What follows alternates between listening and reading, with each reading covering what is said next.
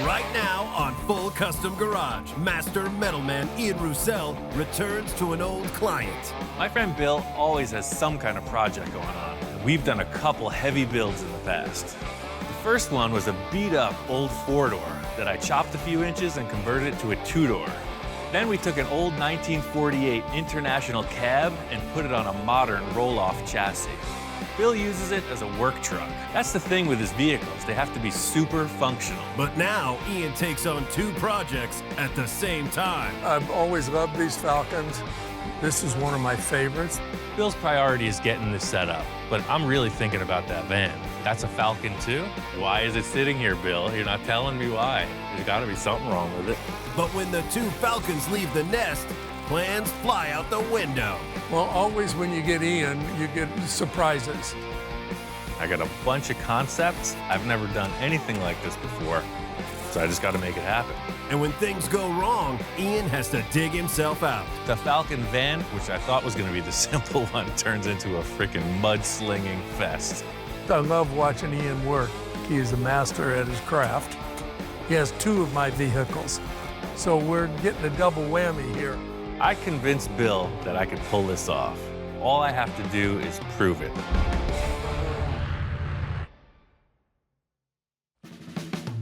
I'm up here at my friend Bill's property today. He says he's got a couple Ford Falcon projects and he wants me to check them out. Over the years, I've probably had 25, 30 of these things that I would drag home. Some needed things, some I just flipped, some I just fell in love with and had to have. Falcon? Yeah, that is not the one that I want to talk to you about, but that belongs to a friend that works here and he's building it, but... Yeah, it looks like a good start.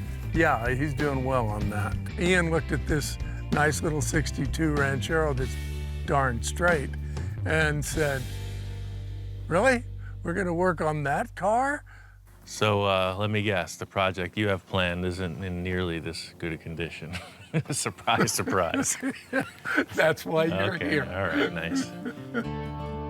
Apparently, Bill has got that collector problem. He's got a bunch of cars, he needs to move them, he wants to improve on them.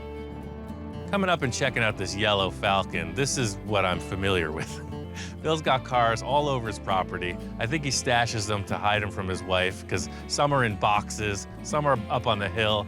This yellow one is a total basket case. It's really rough. That's not it. Oh, there's a rougher one. No. Actually, it's not bad. This one's real rough. How many more of these do you have? Just have this one in here. That beauty is inside here, Ian. Oh, right on. See? That's my kind of starting point. Yeah. This is not anything like the other projects we've started. Ian looked at it and went, "Man, this thing is nice." And I was just looking at the tailgate. What, was it crashed or something? No, it's the body's actually straight on it. There's not any rust. This car is a time capsule. It's a total survivor. It's been sitting for almost 10 years, and it looks great. It looks like somebody just closed the doors, put it in that container, and walked away. I had it for many, many years and drove it. It was my daily driver, and I gave the Falcon to my youngest boy.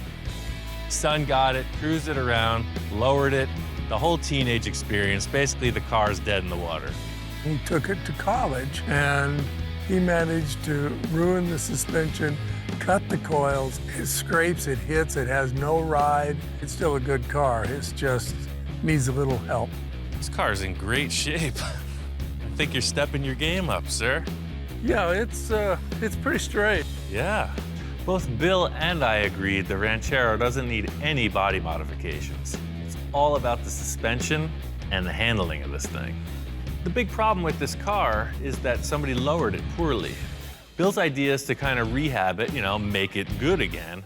I have a lot of parts on the property for the Ranchero. I'm hoping that Ian can use them to get the Ranchero back on the road. Bill's talking about spicing up this Falcon pickup truck thing, and I see a Falcon van. That's a Falcon too? That is a Falcon. What year is this? This is a 1962, as I recall. That's what I'm talking about. I guess it's an early 60s Ford Falcon window van. It's a short wheelbase. Looks like it was maybe from a utility company or something. It's bare bones inside, but it's a pretty cool looking ride. I'm really thinking about that van. But Bill's priority is getting this truck set up. Well, I'm gonna go back to the shop.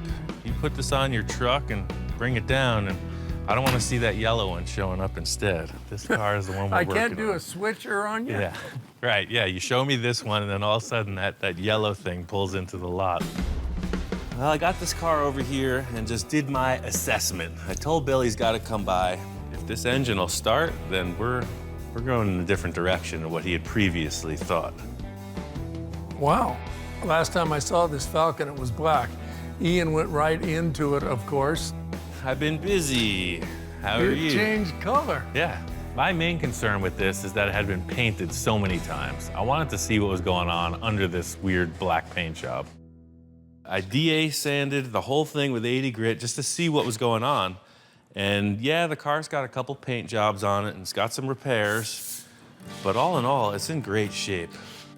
We wanted to start the Ranchero, and I knew it would start, and it did. And it always was reliable and ran perfect and needs to be tuned up. So Bill came down to the shop, and I really just wanted to hash out what the plan was. I got a couple good ideas, and I want to talk it through. I think if you made any investment in this, it would be to just upgrade the whole suspension. I mean, that's your complaint, right? They never handled well. So what's your, where do we go? I've been looking online, and it seems like the hot ticket is like a full suspension kit upgrade. My plan of making this car handle way better than stock just led to a bunch of research. Looking around, I find this company, TCI, and they make a kit that just might work for this. There's a Mustang 2 front end. It's a front clip, has power rack and pinion steering, adjustable coilover suspension. So what it does is it turns this into like a pro street, pro touring car. Well, always when you get Ian, you get surprises. And I'm like, whoa, what's going on here? Is that really a lot of work? From looking at what they have, it's almost a bolt-in. Bill really likes this car, and I know that he's looking to get the sure thing. You know, I got a couple crazy ideas, and all I gotta do is convince Bill to go for it. You know, I've had a lot of experience with Ian. I love everything he's done for me. He's never steered me down the wrong road. It's just writing them checks is a little tough. So I think if we just set it up proper, put a great set of wheels and tires on it, it'll be like a new driver car. You can drive it everywhere just like you used to. Yeah, I love it. I convinced Bill that I could pull this off. You know, all I have to do is prove it. I got a bunch of concepts. I've never done anything like this before, so I just got to make it happen.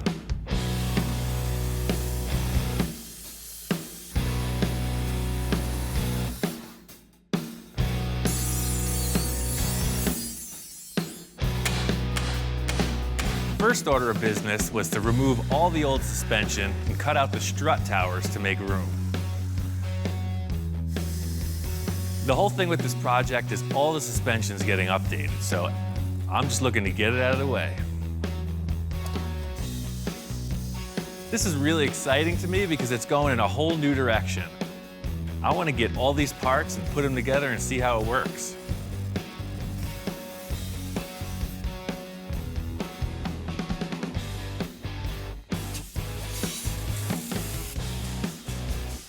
I sanded it all down, cleaned it up, and now it's ready for the kit.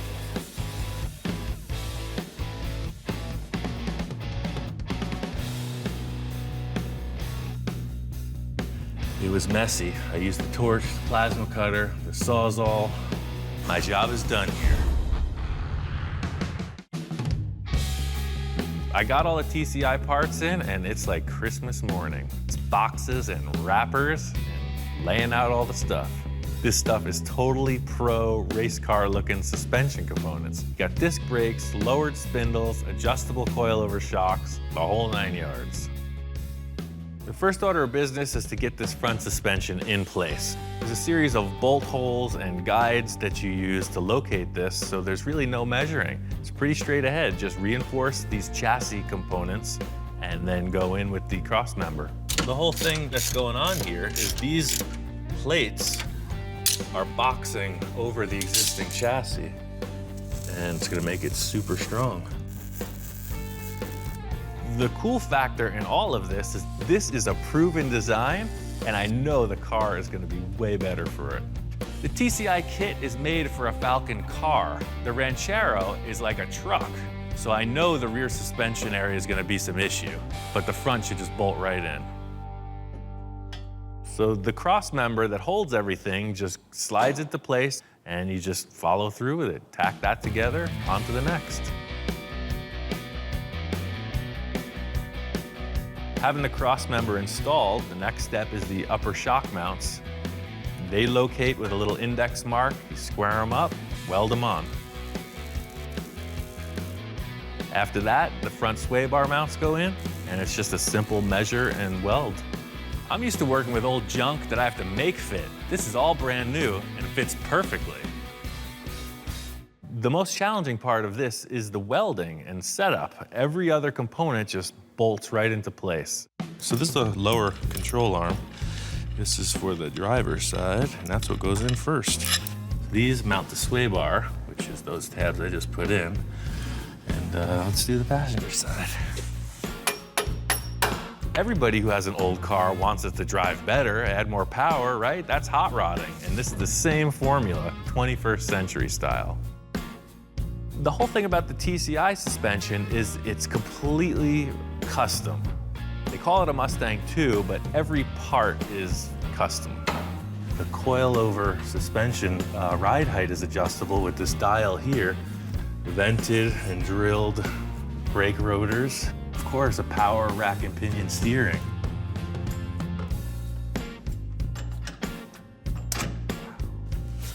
Almost too easy. I need something challenging after this project. So the rack needs to be centered, alignment needs to be established, all that good stuff. What I'm doing is just assembling it enough to get it on the floor, and it's gonna go to the professional. I have other issues to contend with in the rear. There's a couple unknowns for this whole rear suspension. TCI sent over a whole bunch of different components from 2 different kits, so I have to figure out what to use and how to modify them. Knowing Bill, there's been a bunch of different upgrades to this car, and that adds to the big question mark. You know, the axle may be different, the transmission, who knows what's gone on under there. So here's the deal, here's where they went wrong. Lowering blocks are okay, but not hollow lowering blocks. It's no wonder this car handled terribly. Aha. So, there's your lowering block. There's a bunch of stuff holding this rear suspension on. The bottom line is just take it all out. Drop the axle, pull out the leaf springs, strip it down. Only one more to go. That is stuck. What happened is the bolt has rusted to the collar inside the rubber. So see, I'm getting flex, but it's locked in place. This is really bringing it home for me. This is the type of stuff I typically deal with on a project. The whole front side of this car just got me spoiled. But, you know, I got my ways. I got that thing eventually, but it took a while. I know this kit's gonna need some type of modifications. I'm just gonna start off by checking out the rear axle and all the brackets that fasten to it. Right off the bat, I can see that the Ranchero has a completely different axle than what the TCI kit is asking for. So there's a huge mismatch. The Ford 9-inch is your typical go-to axle for a race car. TCI specs this because it's bulletproof. They're hard to break. I could modify these parts to work, no problem, but knowing Bill, he's got a 9-inch Ford up at his place. There's also something that I've been wanting to talk to him about.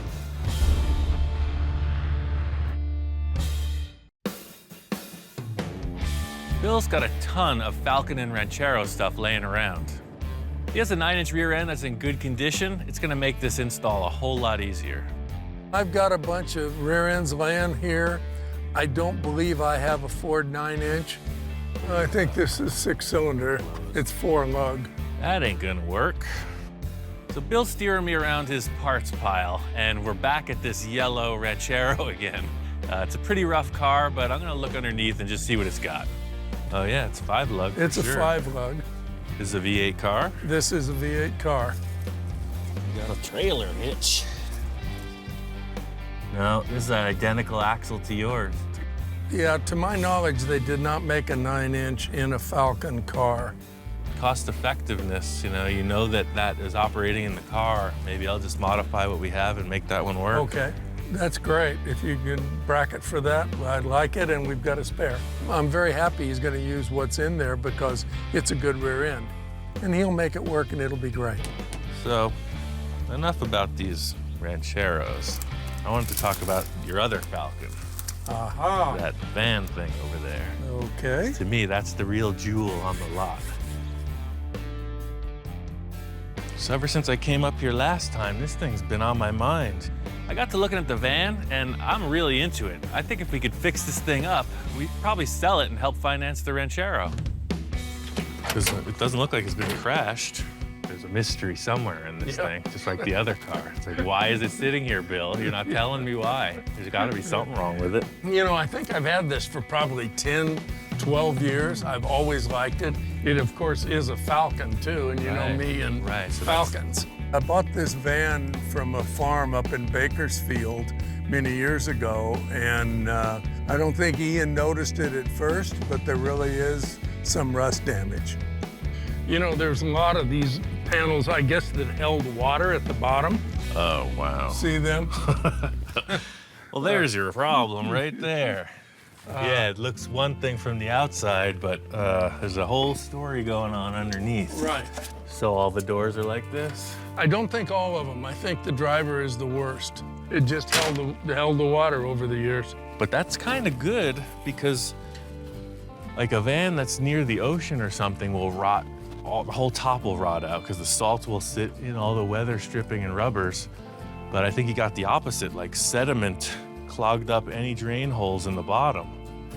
I wouldn't consider this the typical kind of rust, though, that I'm familiar with. You see all these wheel arches rotted out, and what I'm seeing is the exact opposite. And it seems like every area that could clog up with sediment and hold water did. Just looking at this van, I see greatness. You know, it's got some issues, but I know I can work through it. This is cool. It's a total beach van. You could sell this to one of the surfer guys down on California Street for a mint. Well, all in all, I think it's a survivor, man. I think it's a good base platform to start. What about this engine? When I bought this van, I did some motor work and drivetrain work to it, and I think it should run fine. It'd be nice to finance the Ranchero with this project, and I hope Ian's not taking on too much. Let's try to revive it and bring it back and see what it is. It's in great shape. The body looks pretty straight. I think we could just freshen it up a little. He can make some money. With Ian, nothing's ever too much work or too much trouble or too hard. So we'll see. Bill loves the idea of getting rid of this van, but he's just a little reluctant because here I am dragging him into another project. So I just got to keep the pep talks going, turn these cars out. I'm locked and loaded. I'll take it down to the valley and I'll give you my prognosis. I came up here looking for an axle, but now I got a trailer loaded up with a van, another project, and I'm heading back to the shop. So here we go, project number 2.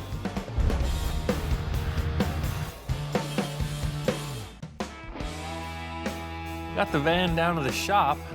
What's not to dig about this? It's a 62 Falcon van. And this thing is, it's very cool. It's a short wheelbase, so that's desirable.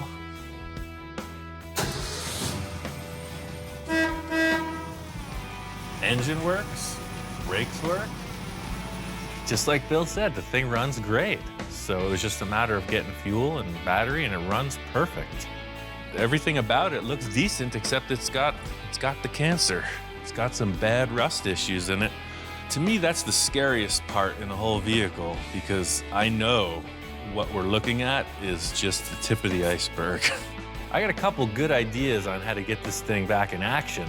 The question is, how bad is it? All right, so I'm gonna start off on the front, because to me, it looks like it's hiding some secrets. Pull off the front bumper, turn signals, you know, trim stuff. start sanding it. And that's where the story begins. There's a ton of filler in this thing. I'm doing the excavation here, you know, this is down and dirty. I thought I could sand it off, but it just got thicker and thicker. I ended up just cracking it off as brutally as I could. Yeah, it's all pushed in right there.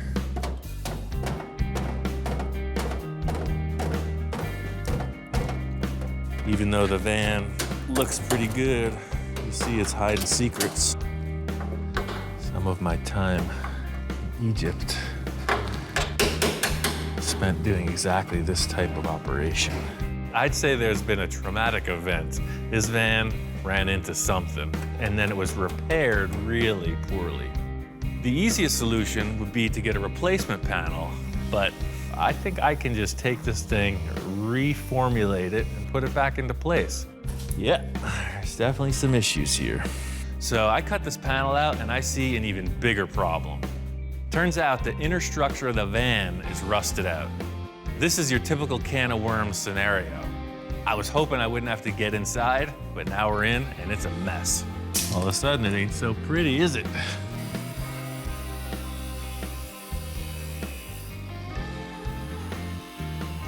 I'm gonna cut the top panel above the headlight and try to reform that too, but first I'm gonna fix this internal structure.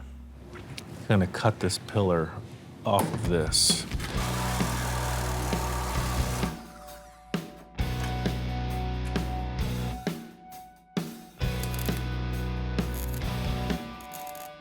Not only did I just replace this bottom plate, I gusseted it up into the floorboard. It never had this structure, and I made this bottom of the A-pillar just bigger. You see, it's all triangulated, so it just creates this big shape that's super strong. Once I got the inner structure built, it was on to straighten out the panels. So the challenge here is to try to put this back into shape. I cut it off pretty simply so I can reinstall it, but if you look at it, it's totally caved in right here. You got a nice crunch here, and then of course there's rust in this corner. But while I'm setting this up, I'm gonna give this one some action too, and maybe I could just knock this into shape as well. The cool factor about this is that you're not your typical auto body procedure. I'm gonna fire up this torch and get medieval on it. This metal piece was created in a certain shape. The only thing that changed was the collision made it into a different shape. I want to bring it back to the way it was, and that's just done by a series of heating and hammering. The whole idea with annealing the metal is to just evenly heat it so that all the molecules kind of relax. They're all shrunk up and rigid. So I'm just trying to get the whole thing as red hot as possible, then it'll be softer.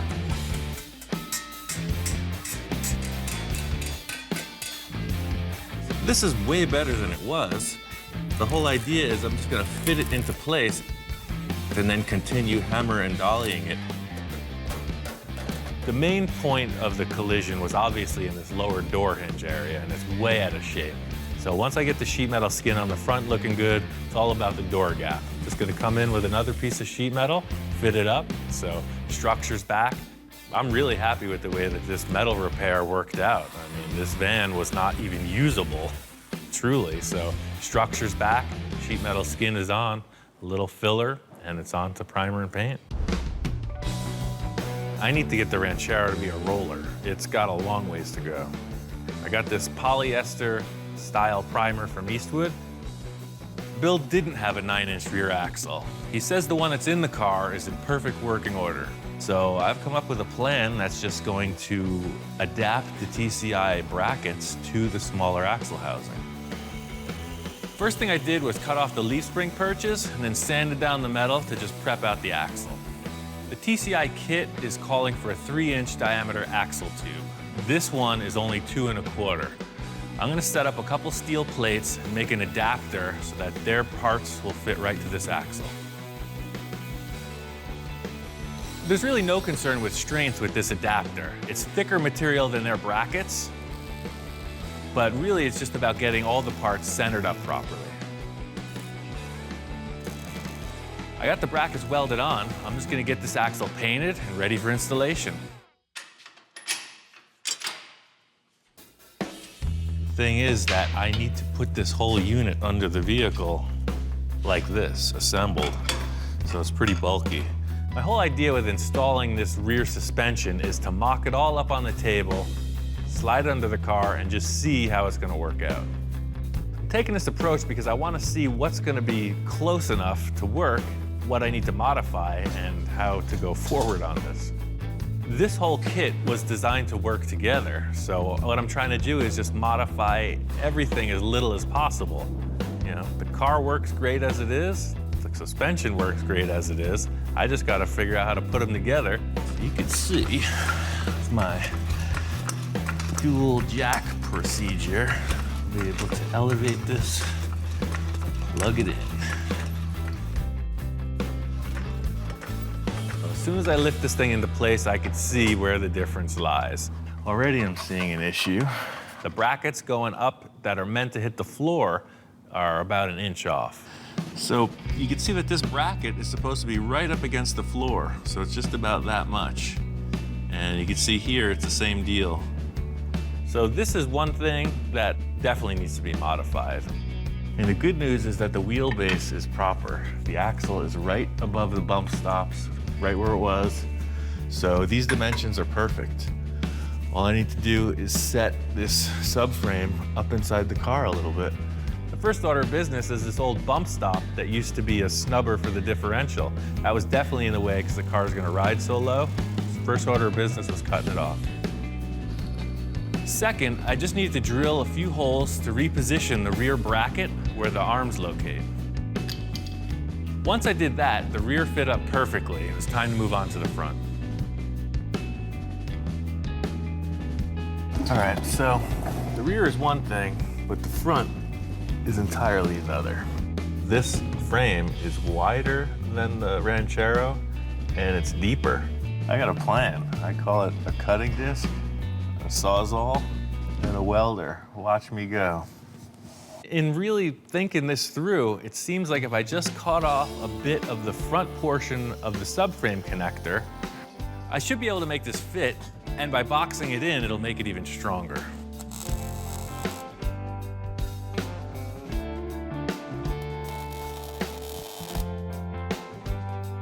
With all the suspension in place, it's ready for the engine and transmission.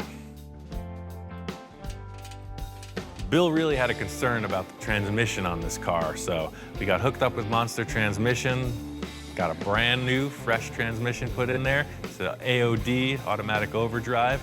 That's what Bill upgraded this car to, and they had a direct replacement. Doug's headers, these guys obviously know what they're doing. It's all ceramic coated, super nice stuff. But they set it up so that just comes in and the steering rod clears. It's got just enough room to operate, so that's cool. It's really satisfying to get this car in an assembled state. I can't wait to show it to Bill. Last time he saw it, it was a bunch of concepts and a half disassembled vehicle. All right, well, are we ready for delivery? No response. I'm getting a chimp, that's it. You're not holding up your end of the bargain. No. I'm gonna go get a small monkey. It's gonna be way more charming. No, I'm sorry.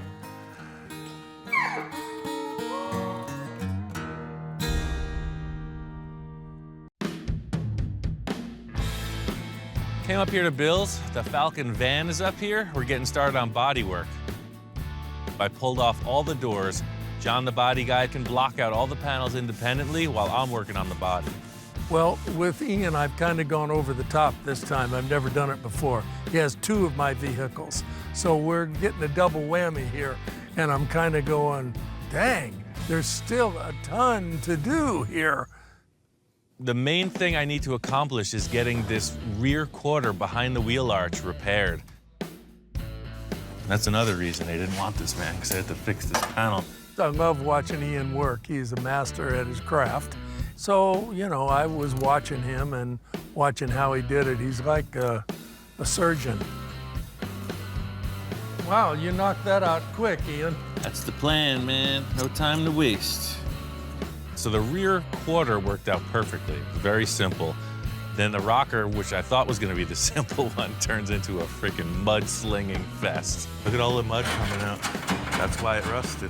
When that dirt started coming, you know, I thought, well, there's, you know, a coffee can full of dirt. Then I went around the other side and came back, and there's 2 coffee cans full of dirt. And I'm thinking, where's he getting all this dirt? Look at it all. This truck was originally in Bakersfield area, and I think on a ranch. So it just probably drove back and forth on these ranch roads. This is like surgery, you know? Not a lot of people go for it this way, but I've got a technique. Let's see what happens when I blow out this vent. Ooh, yeah. It's the air hose wrangling, dry it out, weld her up.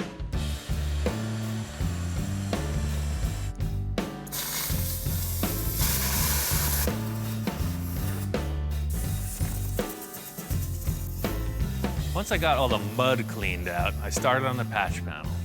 I'm gonna concentrate on the metal work, because that's what I do. You can have your gardener come in and take care of the rest of this sod work. I'm gonna make a patch. I found that I needed a slight radius in the bend, and I was able to first form it with the Eastwood sheet metal brake, and then just tap it out on the radius of the floor seam, and it matched the van perfectly. Look at that, it's like a van wall. Perfect.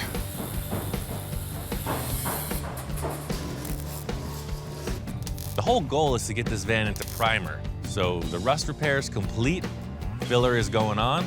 So I think one more day of me welding and John will finish up, then I can primer it.